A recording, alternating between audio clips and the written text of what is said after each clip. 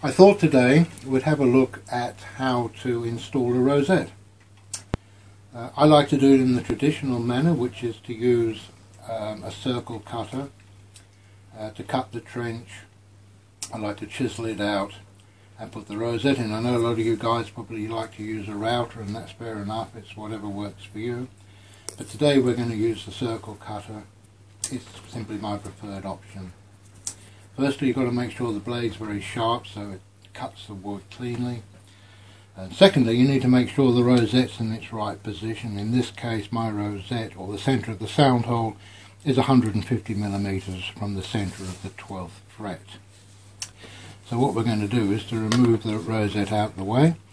You need to make sure the distance from the centre of the stem to the inside edge of the cutter is the inside diameter of your rosette. I've already set that, so there's no need to really talk about that. So when you're going to cut these things by hand, the first thing is that the initial cut needs to be very fine and very light, like so. You don't want to be pushing hard and roughing up the edge of the wood. So it's very easily just goes round there, and we keep doing that until the cutter reaches its set depth, which in this instance is a little bit short of 2 millimeters. I like to make my rosettes about 2 millimeters thick without being super obsessed with that measurement, and that's what I do. So the depth of the cutter is set between those 2 points. As you can see, the blade is protruding above the ruler, and that is the depth I want the cut. The blade is adjustable by turning that screw in, which either makes the cut deeper or shallower.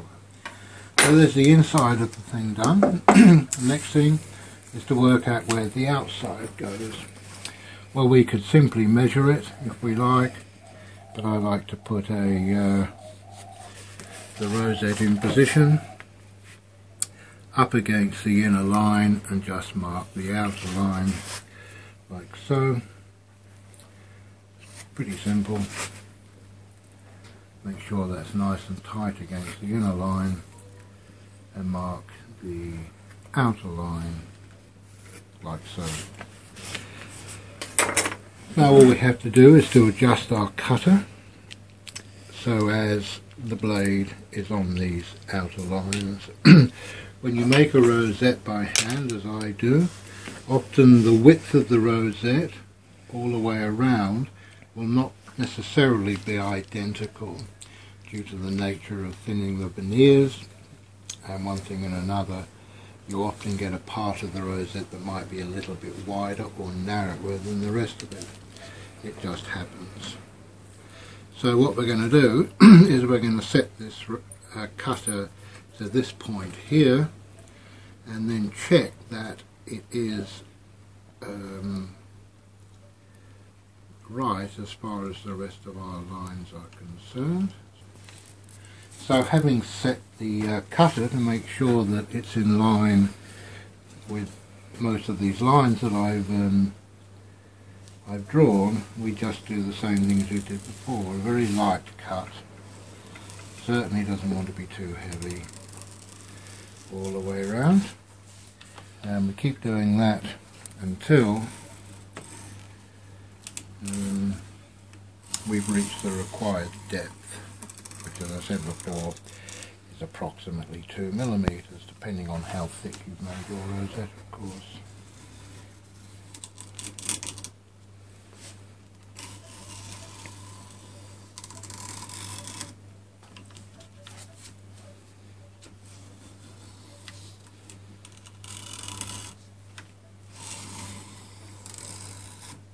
So that's pretty well it.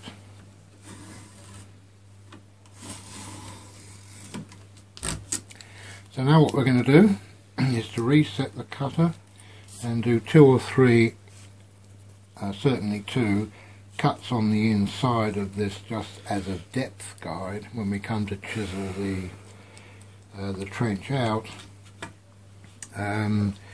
it'll serve well just to give us an idea of the depth. We don't have to be particularly careful doing these because all this wood's going to disappear. It's just to give me an idea when I'm chiseling what my depth is.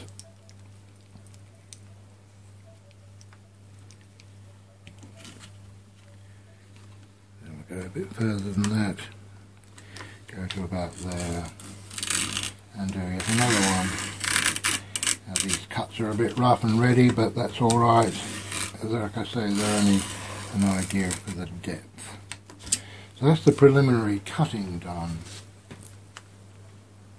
So now all we have to do really is to remove our, I'll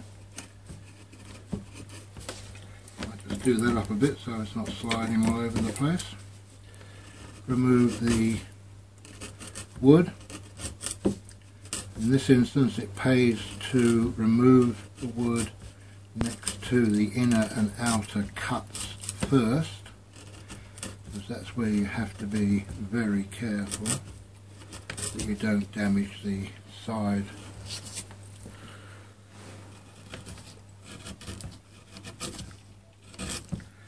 And like I said, these cuts here are going to serve as a depth guide, so I know how I'm going as far as the depth of my rosette is concerned. I'm not going too far.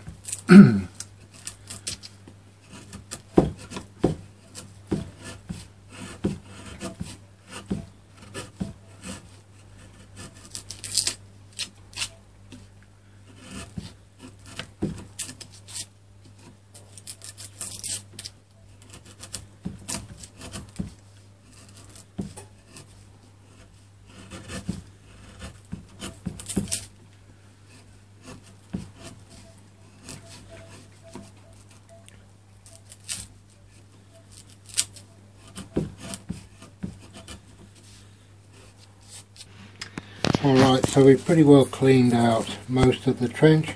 I just have to finish the ends here where the rosette's going to start and finish. So I just make sure that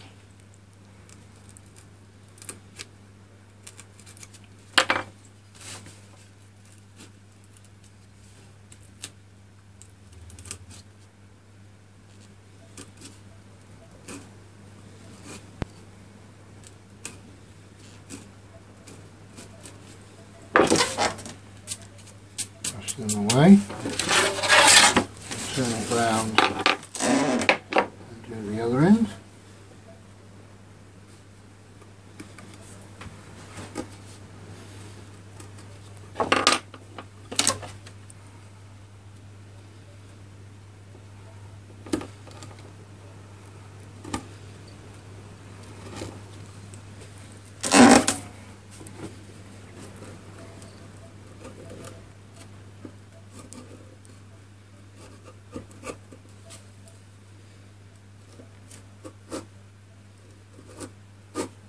Carefully remove these bits so we don't mess up the edge of the guitar top.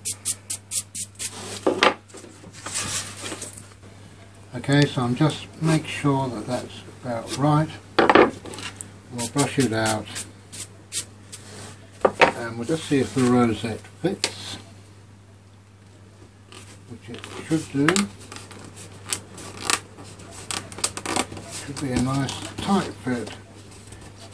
There we go, like that. So now it's pretty much ready to be glued in. I always use hide glue to do that, and I usually put a cramp or two on top of it just to hold it in place while the glue sets. So we'll just get set up and I'll show you how I do that. I always use hot hide glue for all of my sticking on the guitars. I know a lot of people don't like to use that these days, but I've always used it and find it the most practical glue to use. This is my old glue pot. My glue sits in there and gets nice and soft to the consistency I like, and it's ready to put the rosette in. We'll just put the hide glue in there and just I have a brush like this just to put it in.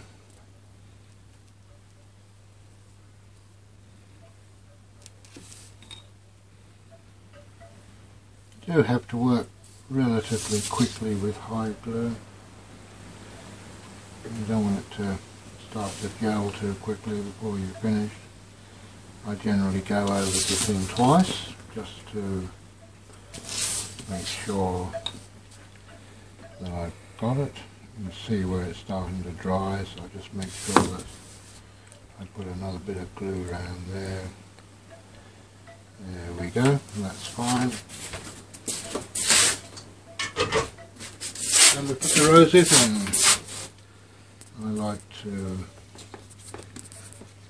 tap it down as I go, just to make sure it's well seated in there.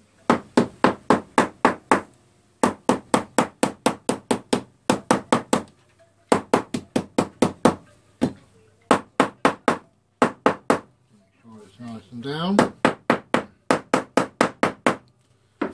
Now, one tip at this stage is to resist cleaning this hide glue off with a damp cloth. It's not necessary, it'll come perfectly clean once we sand the top. But if you do use a wet cloth, it will open the end grain here and the glue will run into it and you'll have glue stains you can't remove. So that's not a particularly clever idea. I just put a cramp, bit of plastic paper on top like so, so as my thing can't stick to it, and I just put a cramp in the middle just to make sure it's well held down while the glue dries.